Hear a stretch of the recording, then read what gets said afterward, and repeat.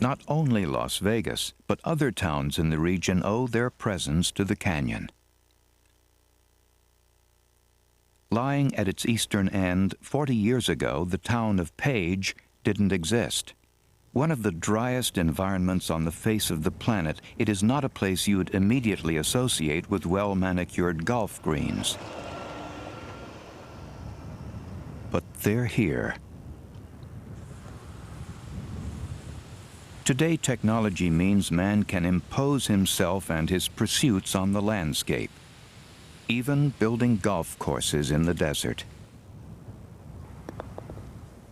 Page and its golf course, just like Las Vegas and its lights, exist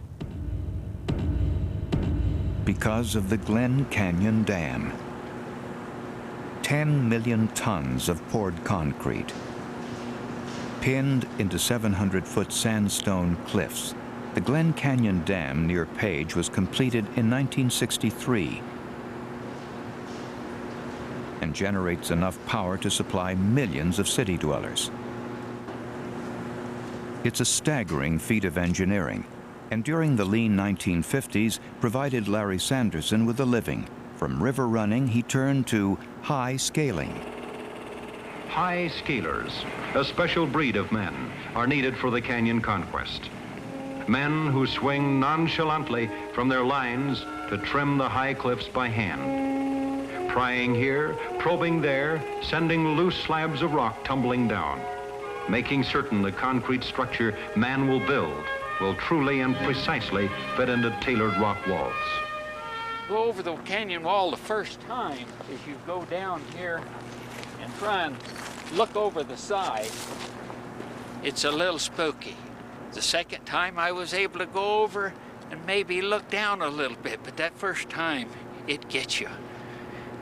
I was in 3 rock slides. One time was tons of rock came over me and I'd swung inside of a tunnel to keep from getting hit and untied off of the rope. We had 3 high scalers that were killed, so it is a danger. You only make one mistake, high scaling. After years of survey work and preparation, one of the proudest moments in Sanderson's life came with his part in the dedication ceremony to mark the start of the dam's construction.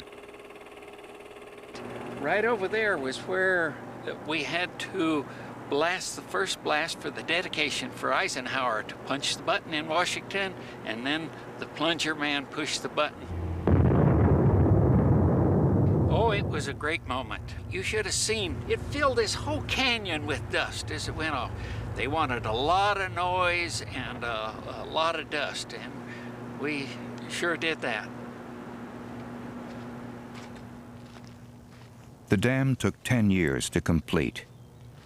As a high scaler for almost 35 years, Larry Sanderson owes his livelihood to the Glen Canyon Dam. For him and thousands like him, it has brought nothing but good. When we first came out here, there was nothing, just the sheer canyon walls. And then after we built the dam and the lake started backing up, it made a complete change from a barren desert area to an area where recreation is so great. And so many people can come and enjoy it now, where before there wasn't even any roads here. Nobody could ever come out here and see the great beauty that we have. Because the dam means the flow of the mighty Colorado River is controllable, today massive flash floods are a thing of the past, allowing river running nearly all year round. But constructing the Glen Canyon Dam has done more than tame a wilderness. Build any dam and you create a lake, and the one behind Glen Canyon Dam is vast. This is Lake Powell.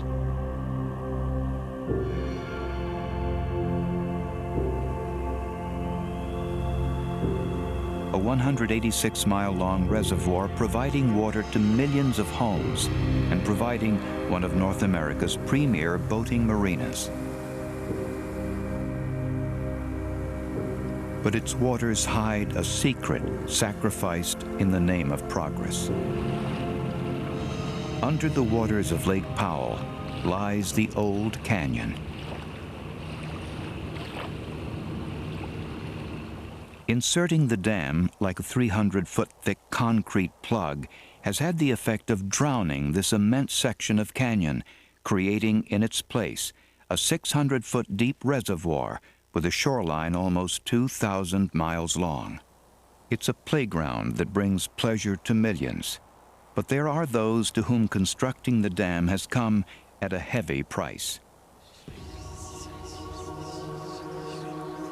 A few sections of Glen Canyon survived the drowning, though the vast majority was lost beneath the lake.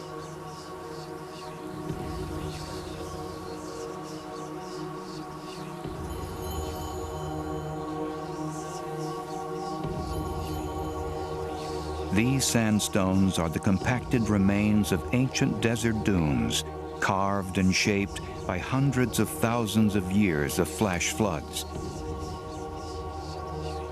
Back in the 1950s, Hollywood starlet Katie Lee spent years exploring them. To her and her close friends, this was paradise. I hiked in here maybe 25, almost 30 years ago for the first time, and I couldn't believe what I was seeing. I didn't think that there was a place on Earth like this. Just a big slice out of the world. And so narrow as to be unreal. Deep, narrow slot canyons are formed by water rapidly eroding back deep cracks within the sandstone, and were especially dramatic within Glen Canyon. I got an affinity with those particular kinds of canyons. I liked them a lot better than the wide open ones. They feel more intimate, and they feel more mysterious, and they feel more like I'm down in the womb of Mother Earth. But you know, what's happened is that I can't be in these canyons anymore. Nice place. When I actually saw the water coming up, when they actually flooded that place, it just broke my heart. There's no words for what I went through with that. Once the dam was in place, it took just 17 years to drown a canyon that took 5 million to form. The landscape has changed beyond recognition. To me, it's just one of the great, great blunders of humankind to take this incredible spot and trash it. Today, Katie Lee belongs to a pressure group who campaigned for the draining of Lake Powell, her favorite canyon, now a gigantic boating marina. When people look at that thing and they think it is absolutely gorgeous, I just wish that they could have some idea of what they're racing over in these stupid little jet skis. There's noise. There's nothing to compare with what it used to be like. You can feel the anger in water behind it. Those ugly, ugly pieces of cement that we put there. But nature has already bitten back. Like the canyon they flooded, Lake Powell and its dam may not last forever. The above-average volumes of meltwater from the Rockies tested the Glen Canyon Dam to its limit. Desperately attempting to relieve pressure and rapidly rising water levels, every available overflow was opened. A volume of water equivalent to the amount required to meet the annual needs of nearly 5 million individuals was forced through the tunnels in just 2 months. As it did so, first concrete, then underlying sandstone were spat into the canyon below. By the time the flood had subsided, the Colorado River had gouged these huge holes into the spillway walls. The dam had come close to being overrun.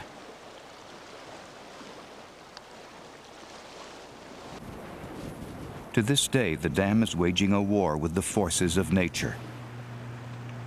Sandstone, the very rock within which it sits, is by nature porous. Today, water constantly pours into access tunnels deep within the bowels of the dam. Along the exterior cliff walls, it exploits any weaknesses within the rock.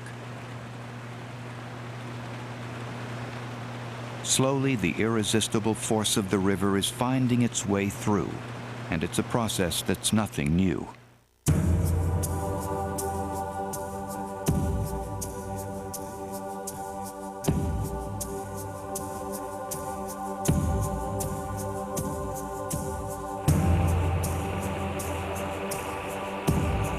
Geological research shows that the Grand Canyon has always been subject to violent upheavals.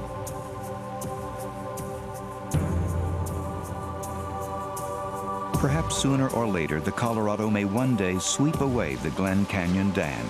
How do we know? Because it's done something like this before.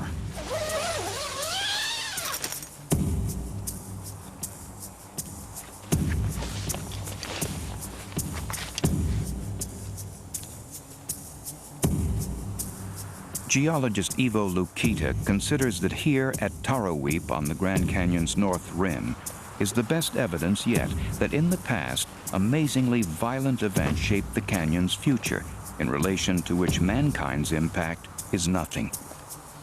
Compared to the forces that the violent Earth has thrown up at Taraweep, anything humans can build is comic by comparison, if you see things from Ivo Lukita's perspective.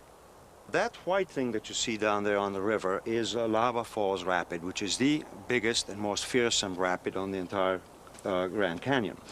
And it is really quite remarkable that where you're standing up here on the rim, you can barely hear the sound of this rapid.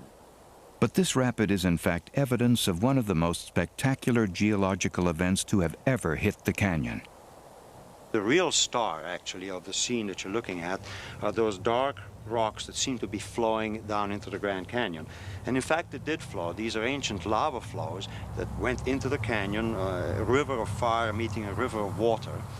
And they basically plugged the canyon up, they dammed it. These lavas came from many vents, of which we can see several. There is one across there, across the canyon, which has been eroded somewhat. And there's a whole bunch more of these cinder cones and vents throughout this region. Like many volcanoes, cinder cones are small mountains of ash left behind by molten lava. Much of the Grand Canyon region is dotted with these lava vents, but their formation here at Taraweep is unusual. Geological fault lines crisscross the canyon and form when tectonic activity causes plates of rock to split and offset. At Taraweep, the plates of rock either side of the fault line were then stretched apart, allowing lava to escape up from the molten magma beneath the Earth's crust, leaving behind the cinder cones we see today. 500,000 to a million years ago, when these lavas were flowing into the river, it must have been an absolutely awesome sight. The lava spewing from such volcanic eruptions would have created a dam twice the height of Glen Canyon, flooding an area 3 times the length of Lake Powell. Compared to any man-made dam, the impact on the ecology of the canyon must have been devastating. But over a mere few thousand years, a split second by geological standards, the Colorado River simply eroded the lava dams away. This canyon, this river, has experienced many, many damming events in its history, from lava flows and other things. And it has overcome these obstacles many times and quite rapidly. It means that species, the ecosystem that's in the canyon, has evolved to cope with these kinds of events. So presumably the ecosystem will learn to cope with this particular dam also. And Glen Canyon Dam, from the geological perspective, from the non-human perspective, is just a mere incident, something that happens in a twinkling of an eye and is gone. But the day might come when the dam is sitting there, a huge concrete monolith, and the buttresses into which the dam is built are simply gone. Dams made from harder stuff than concrete, dams twice as tall and twice as thick as any modern-day examples, were easily swept away by the Colorado River. The huge volume of water that had built up drained away, tearing through the canyon in a massive flood.